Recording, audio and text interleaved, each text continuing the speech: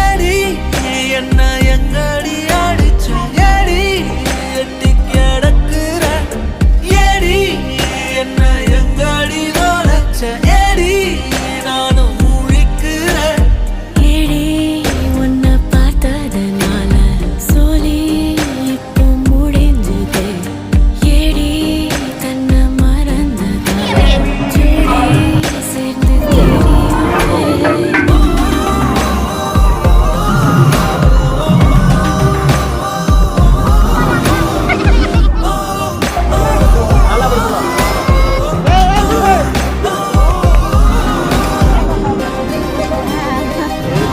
rekat.